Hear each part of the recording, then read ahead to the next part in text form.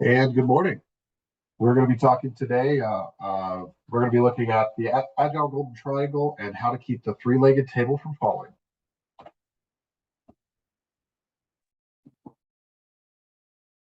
Quick introductions here. My name is Kris Beauchamp, CSPO, working with Clearly Agile here as the presenter.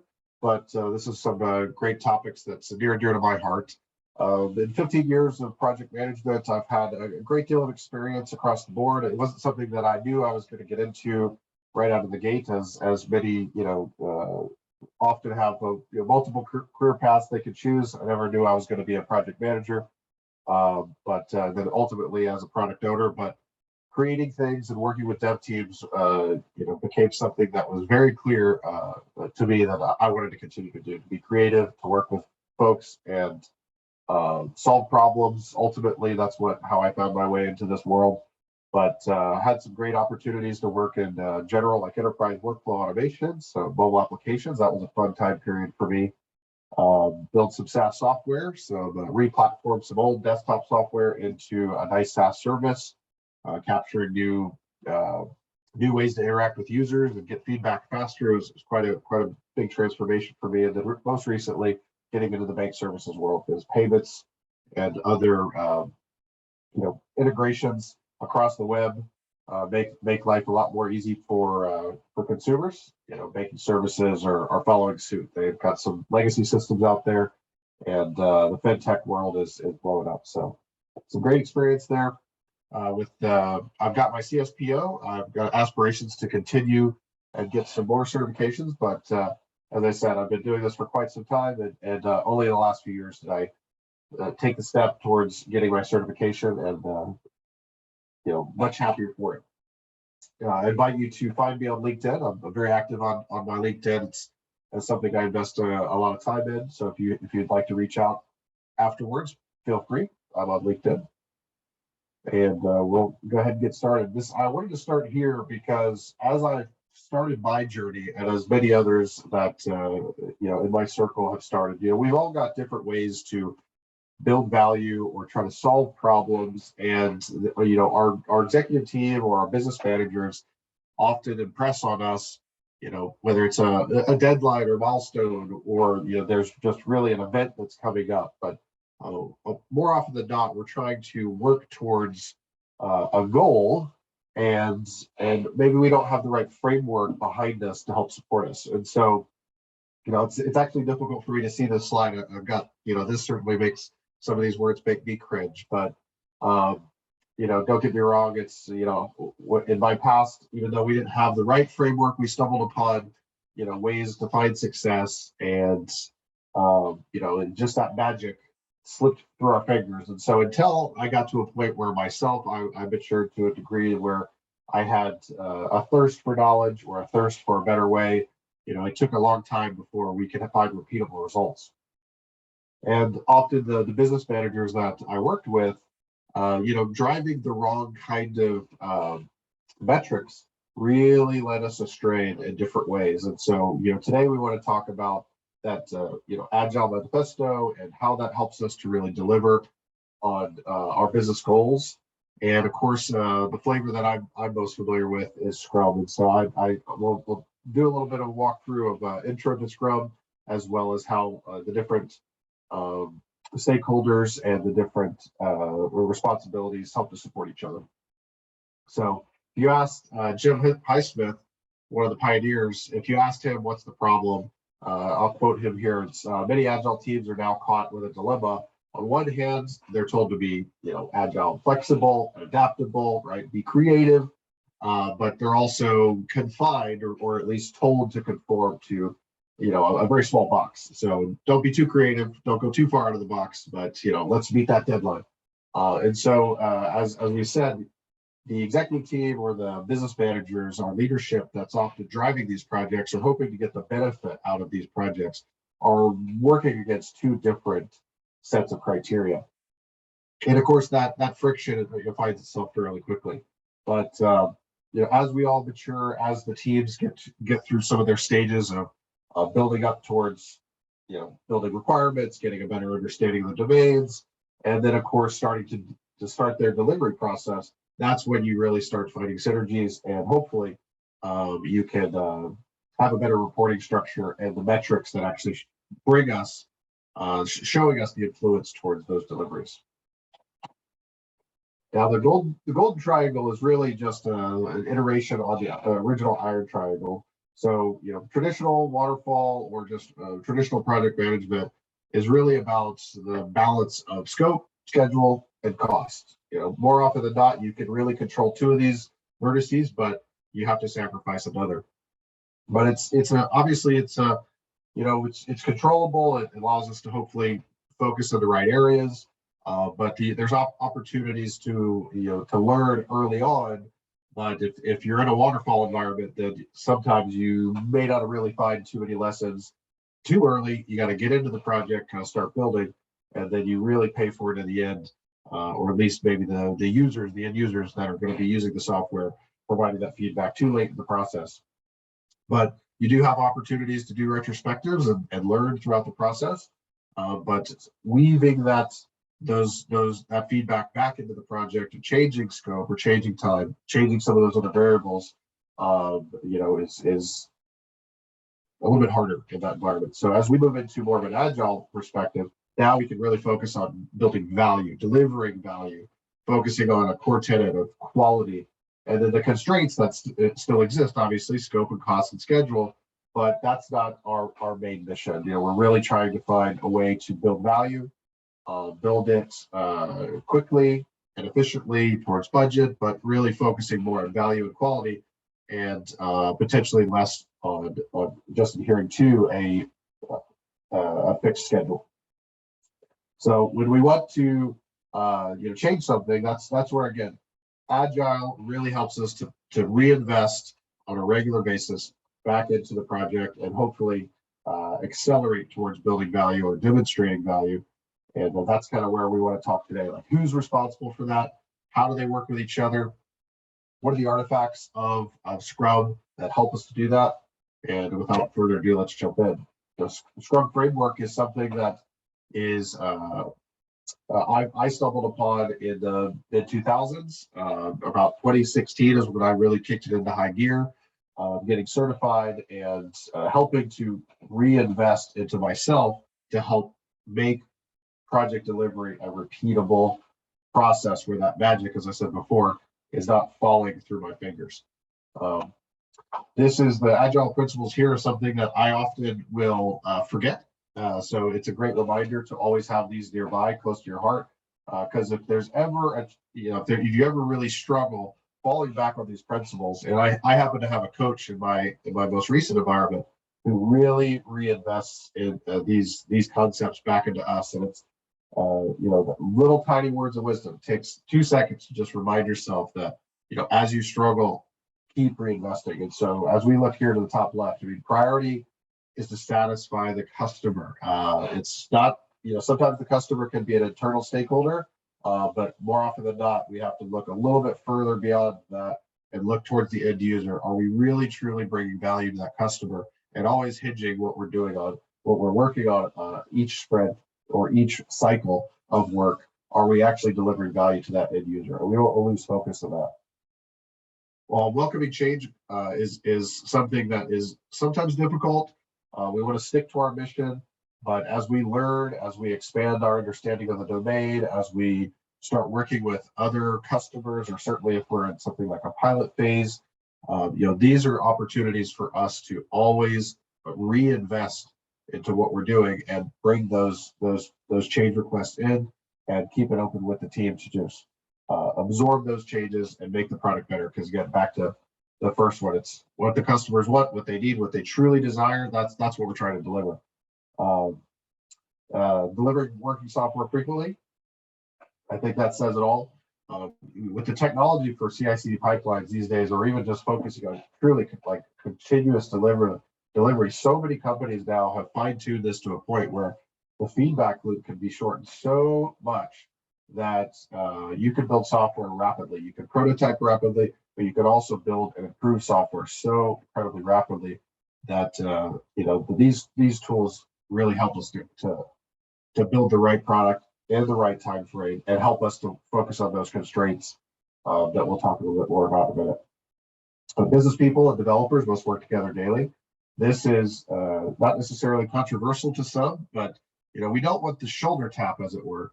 You don't want executives just walking into the dev room or walking into the dev chats and just restructuring the whole roadmap, but we want their feedback. We want to make sure we're on target. We want to continue that conversation and keep it very open, so we can constantly validate and prove out our hypothesis on the specific work product that we're working on at the time.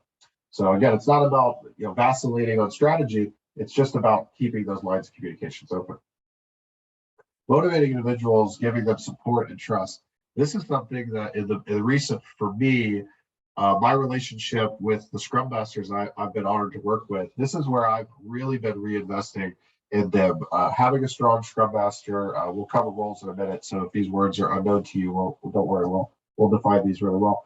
But really, the key stakeholders, the colleagues that I'm working with, making sure our relationships are equally as strong and effective has shown so much fruit in recent years. And this level of support, looking for support, not only from that immediate, that soldier to your left, that soldier to your right, but making sure that the executive team also has that support structure and understand what metrics and what tools and services, the ways that they can support us, making sure that we're pushing back and not just relegating ourselves to being order takers. That support all the way from top down is something that I've really been investing in recently. So that would really strikes a chord for me.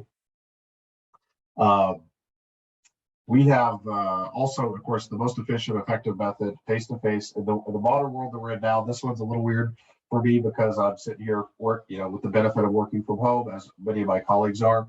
So this still face-to-face can still be virtual. So we often, as a team, especially when we're doing team building events, we make sure everybody's on camera, because it really does. Seeing that body language, making sure we understand who we are as people more than just tools to build a project is pivotal. I'll kind of bowl through some of these other ones as we continue, because I want to get into those roles so you can see who these people are. But working software is the primary measure. Just as we said before, like delivering frequently, we want to get as much content to users as fast as possible to build that value. That's the top of the triangle that we really care about now. So not just about cost or time, but building value. So getting people the software that they need, the tools that they need to provide that feedback is our primary mission. So I won't belabor going through the rest of these, but feel free to continue that search on your own. The Scrum framework, we're going to go over the three accountabilities, the three roles: product owner, Scrum Master, developer, development team, and just talk about how they can really support each other. The Agile Golden Triangle is something that I've been focusing on. As I said, those relationships to bring value is key. And there's a lot of different methodologies that we follow on a regular basis in each one of the Scrum events to try to make sure that we are communicating openly, that we are focusing on what's important now, preventing things like scope creep in those meetings, staying time boxed. There's a lot of methodologies that are being used today to just stay on track, keep delivering value. And we'll be looking at here in a moment, obviously myself, I'm a product owner. We'll be covering Scrum Master and the dev team and going over some of the events here. So the three legs of the table, thank you. It looks like you chatted. It's funny. You do have a three-legged triangle coffee table. So mine's not a triangle, but I'd like to see what that looks like. So, but the PO, I own value, right? I'm the stakeholder, the main connection point to the business and to the customer. And so I'm the top of the triangle, or at least that corner of the triangle on value. Scrum Master, we're focused on helping us stay on track, stay on time, stay on budget. And of course, the dev teams, their focus is on quality. So let's dig into these folks. Developers, right? Scrum is a team. There's no superstars, it just one key developer building everything else and everybody sitting on their hands. No, it's everyone agrees when we try to deliver on a piece of a product, everybody is included in that deliverable. So they're committed to creating any aspect of usable increment of the sprint. There's as we said, ownership there. Everyone can contribute. Everyone can weigh in on implementation, their experience in the past. I mean, in my experience, working with multiple teams across multiple maturity levels, it's really, really great to see them grow together, but also kind of mentor each other. As long as we've got one key rock on the team, the rest of the team is pulled up by their experience. Now that rock, as it were, often spends a good 30 or 50% of their time building up, but that investment in time has always been rewarded in spades. So as the team's forming, as they're building together, as they're learning together, it only shows the true benefit of that relationship, building those relationships, sharing information, giving time within our work cycles to actually educate each other is really shown great fruit. And of course, they're working with me to focus on the sprint. They're trying to deliver value. I do my best as a product owner to stay away from dictating the exact how. I just try to give them the why, right? And as long as we can do that, we stay in our lanes, then they can be creative and they can really show us, the rest of us, how well they can do. Now, instilling quality, adhering to definition of done. This also overlaps quite a bit with developing standards. These folks are in charge with the deliverables, and if we're going to make these things repeatable and we're going to build value and we're going to deliver value regularly, then developing those standards and investing in those standards is powerful. So more often than not, I have to help facilitate pushing back up the stream into the management team to give some room to breathe every once in a while. Every few sprints or every 10 sprints or so, it's often very good to take a breather and focus on quality, focus on tech debt, give the dev team that time to breathe, and so they can help us to continue to accelerate. If we're just pumping out, one of those words in the word cloud was feature farm. That's usually driven by an executive team that's just trying to accomplish those goals. That next customer just got onboarded. They just want to hurry up and get there by March. They want to get there by Q2. They want to get there by Q3.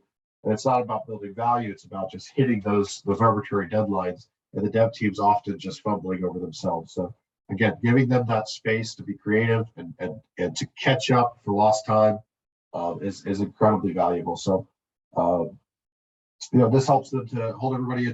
It helps to help them allow for accountability. They know how to build the right software. Sometimes it's very difficult to approve the budget, to reinvent the wheel every time. But again, we listen to our team members, no matter where they are in the Scrum team. And if they've got a great idea, we want to make sure we capture that and then fight for priority later on. Now, as we said, tech debt is something that they own. They understand it. It's hard to sell it upstream, but if they're going to be working with us and trying to accelerate, more often than not, again, we're trying to pitch the idea back up the stream to lower the cost of change. So that's the best way we can do that is managing tech debt, making sure that we, again, give them the time needed to reinvest into the platform or into the process so we can accelerate moving forward. Every team goes through these phases. Right now I'm on a new team in a program that's one of the largest I've been on, and we're very much still in that forming and storming stage. So this one makes me giggle, but also a tear rolls to my eyes sometimes. As we're forming, as we're storming, as the processes are getting implemented.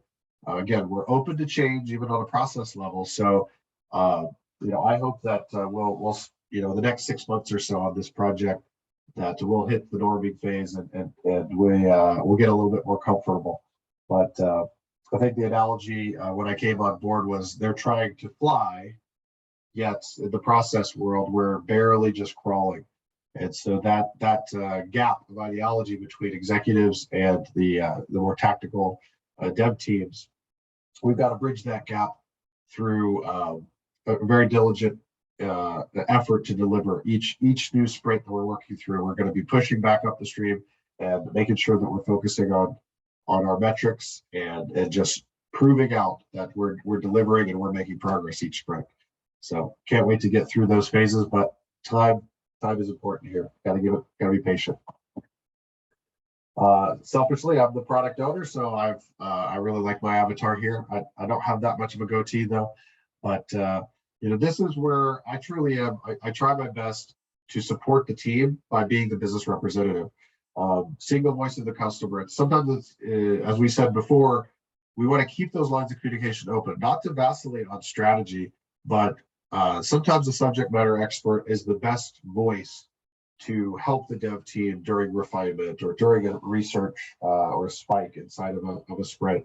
Keeping those lines of communication open. But my job certainly is to make sure that I hold on to that voice. So when we're finished taxing those subject matter experts, that we hold on and capture that knowledge, and we can reinvest in that, especially after we get to a point of showing off that piece of product back to that subject matter expert or back to that customer that we delivered on the mark.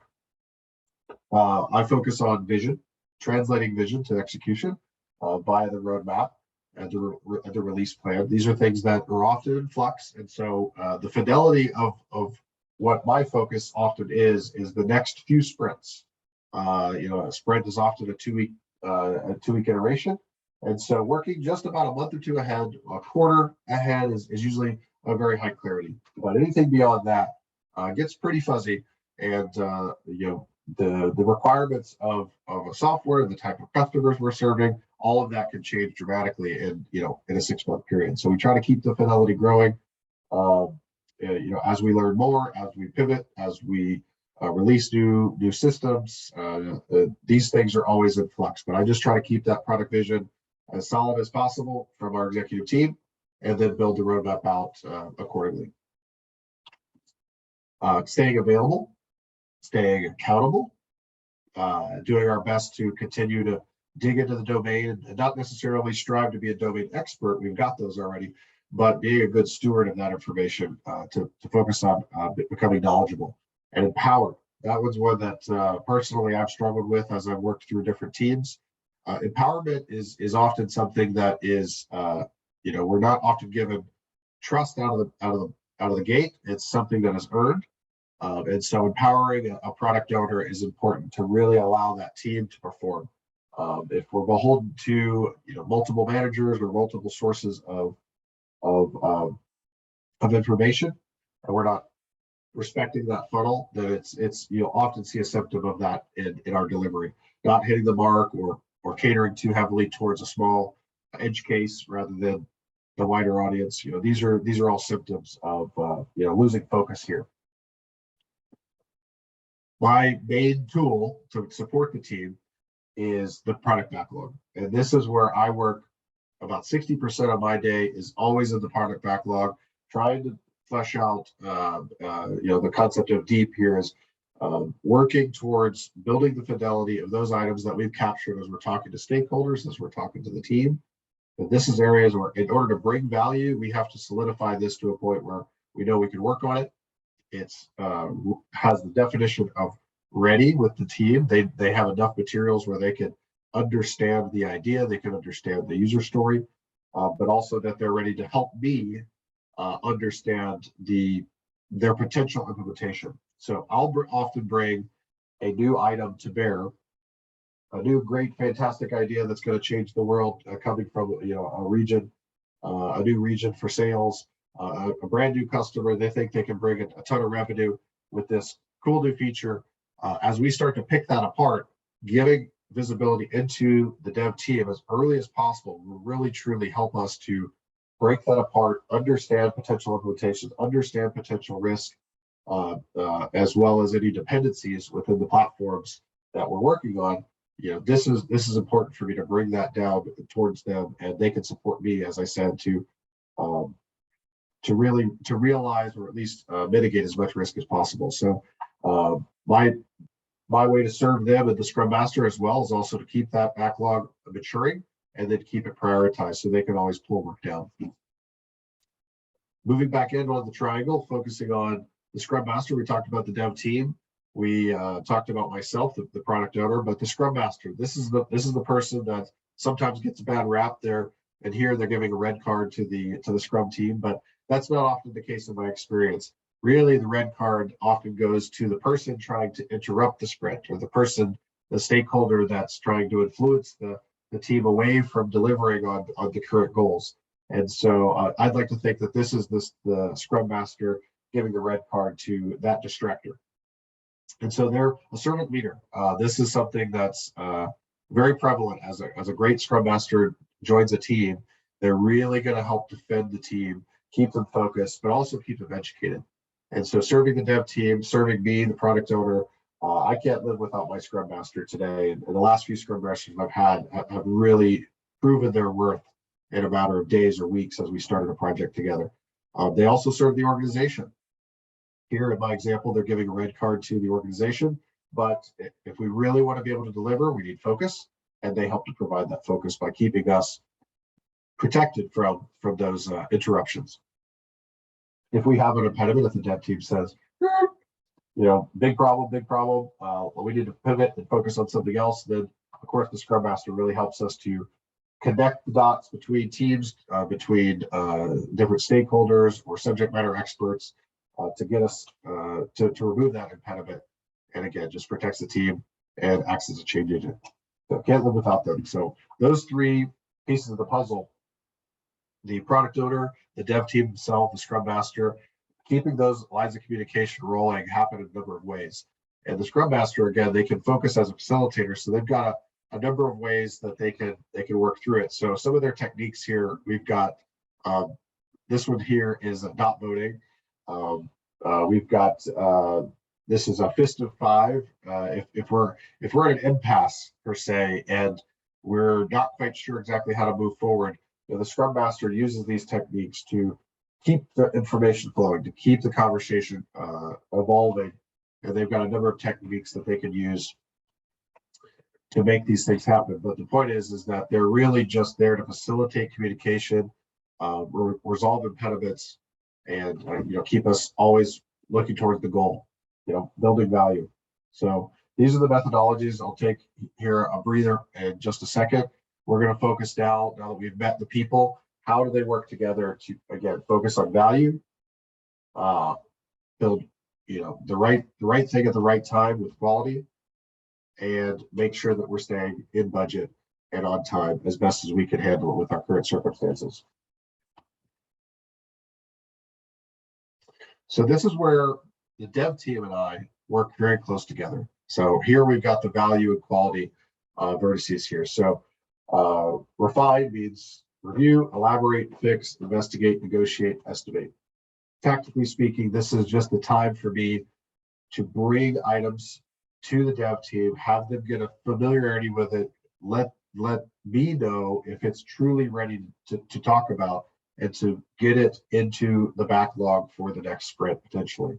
So if it's not ready, this is where we try to reinvest the time and keep the communication very open, where the dev team can be empowered in this step. If the product owner doesn't bring the right type of materials, if it's just sparse content, there's a lot of unknowns, there's a lot of risk, then it's not ready. But at least we can have a chat, and we can understand, if maybe we've built something similar to this in the past, and we should research another team's code base, or get one of their dev leads to help us frame out what this is. But bringing those new concepts down at a very early stage helps us to start refining that. It doesn't have to mean it's going to bring it right into the next sprint, but it's an open door policy to really bring more lines of communication, to understand what that new piece of software or that new concept is. And the ways that they often will report back, right? Not to be a squeaky wheel, but the way that they can report back, they work together every day on the daily Scrum. This is their meeting. This is for them to understand how they're going to approach the day, how they're going to try to accomplish those goals. And again, it also gives them a chance to leverage the Scrum Master in case they have any impediments. Sprint planning is another way that they help us to understand if we're really going to meet the mark. Once we have the stated goal of a sprint, they'll use the sprint plan to start tasking out the items, making sure that we're actually filling capacity for each sprint, realizing exactly the steps that they need to take.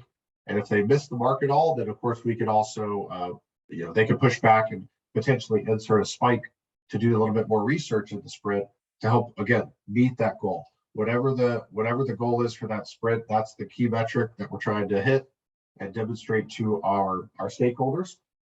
But this is where the dev team works with me and the PO during sprint planning to really dig into the how. I brought the why and the what, and they're the ones that are really showing us how they're going to accomplish that goal. The sprint backlog. Here we go. This is where rubber meets the road. As we set the goals, as we start digging into the sprint, if we're really going to be providing value to the team or to the stakeholders, then every single day matters. Making sure that they're working together, making sure that we're as a team collectively resolving impediments.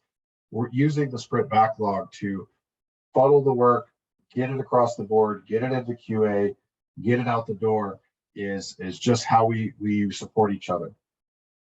There's nothing more valuable than the stand up during the day and then watching these items start to tick off throughout the sprint.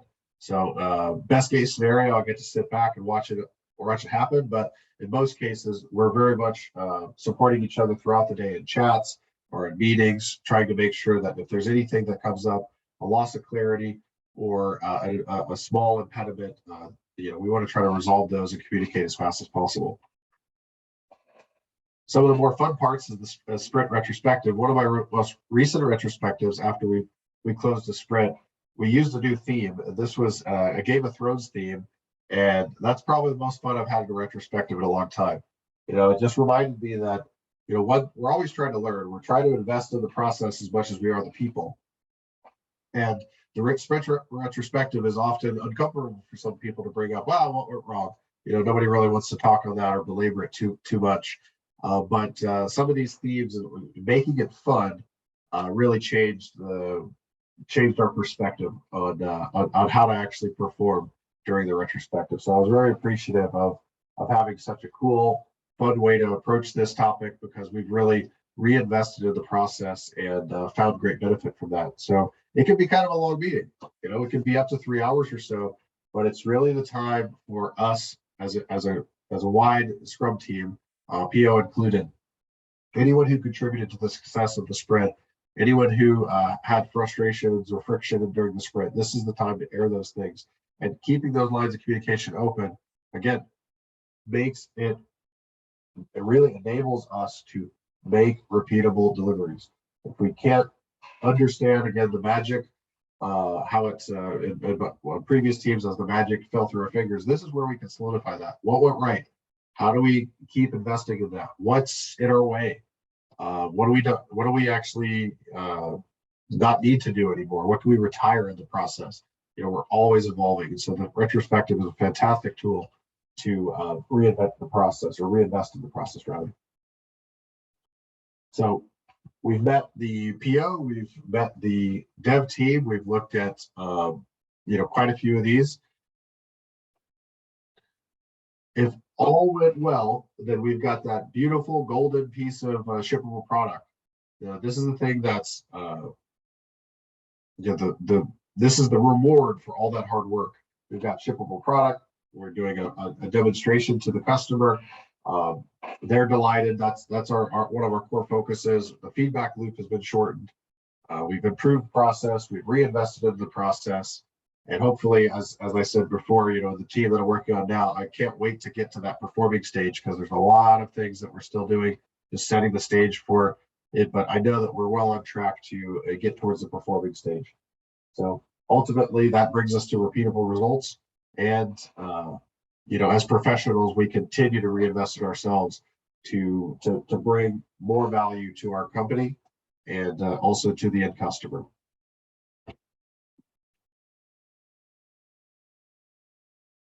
Now we've got some time here for Q&A. I know that it's near holiday season, so we've got a small list of folks here on chat, but see if we've got any items here for.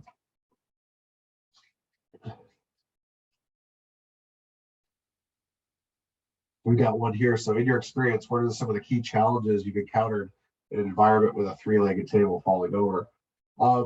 This is a good one. We take the golden triangle, we put it on its side, and we support it with the PO, the Scrum Master, and the dev team. And one thing that can really hurt us, and especially as our team is forming, is a staffing problem.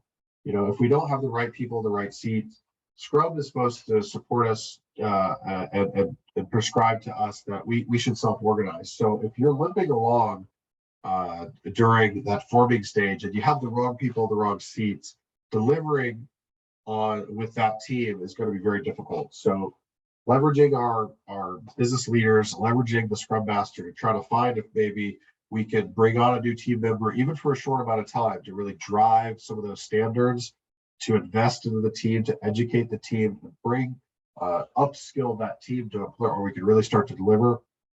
I've felt that pain more often than not across my career. Another time is even just focusing on just supporting each other physically. That's where we can really fall down. If a team, pardon me, if a team has somebody that goes through a life event, right? These are in some cases single points of failure. You've got one Scrum Master, you've got one PO.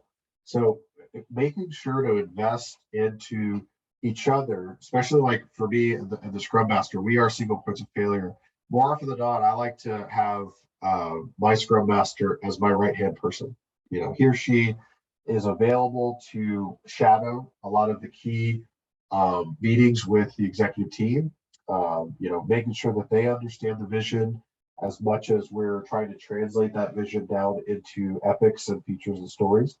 So if we're literally, a life event occurs and we have to take some time off, that team could still perform with one of those legs, currently distracted.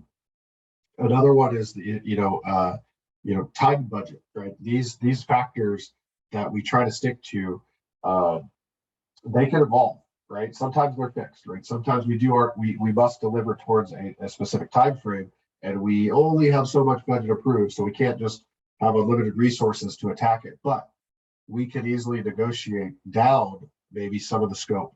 And if we can negotiate down some of the scope and still deliver real value to the end user, to meet that time frame, then we're in a good place. So thank you for that question. It's very good. We have another question, looks like, coming in here. In an environment where three level is falling over, what are the early warning signs that the table is about to topple? Wow, I wish I had the lightning rod for this one. We have metrics, of course, in Scrum to help us to focus on velocity. How much we can actually deliver in a given sprint. Some of the symptoms of the table falling over are really ultimately found at the end of the process when we see that the delivery is not quite hitting the mark. If we're not communicating well, or we're kind of not, again, taking a breather more often than not after quite a few sprints, we can build up a lot of tech debt. And that's when you can really see that the team topple, like the dev team, if they're struggling, they've got a big backlog of bugs that we're just not really hitting the root cause of what's causing those bugs. I would say that's probably one of the key symptoms is either what do they call it, where the same bug will reoccur, or the same amount of bugs will continue to come in. That's going to take a lot. That's going to distract the dev team, or at least an ops team, if they're not working their own bugs. The ops teams will be just struggling to maintain the product if we're not really finding the root cause. Root cause analysis is often the best way to see that in a sprint, is through a spike. If it's really difficult to just fix the bug, if it keeps reoccurring, then it's best to just take a breather, let the dev team do a spike on that core problem, and make that a first-class citizen. In other teams, especially early in my career, the concept of education was time that was supposed to be devoted above and beyond the dev time, writing code. That's changed quite a bit in recent years. Giving the dev members a first-class citizen topic on the board. This is a user story that says education. This is a user story that says upskilling. This is a user story that says research. We don't expect there to be written code at the end of this. For something like a spike, maybe that could be written code because it's a prototype, but that's not affecting the production code. It's a chance for dev members to become more educated in the process, more educated in what the deliverable we're hoping to find, and validate that hypothesis. But back to the question, I think that one of the most simple symptoms would be, as I said, a large backlog of bugs. Great question. All right, we're kind of approaching the hour. If there's any other questions, I'll give it another moment or so, but we'll jump back to our lead topic, or at least I'll go back to the slide here. We want to provide value. We still understand very clearly that there's the original constraints of time and schedule and cost, that we're not shying away from those. It's just now that they're truly just constraints. So we've got somebody tasked with helping us to adhere and follow with those constraints. We've got our Scrum Master. The executive team, more than anybody else, we want to provide value. Often value leads to more revenue. If we're talking a retail product, or if it's not revenue, it's time savings. You know, that value to the end user is a key focus. And the dev team, enabling them and empowering them to be creative by not dictating their implementation details, giving them the room and the space to pull work in and own that work is really, really, really the best way to provide value and to support each other. So investing in those relationships as much as we're investing in each other, and the process itself will always, always, always lead to repeatable results. So thank you for your time today, and we'll see you on our next webinar. We should have one each monthly. So hopefully that next topic, you'll come back and see us again. So thanks again. We'll be closing out here in a moment, and we look forward to meeting you online.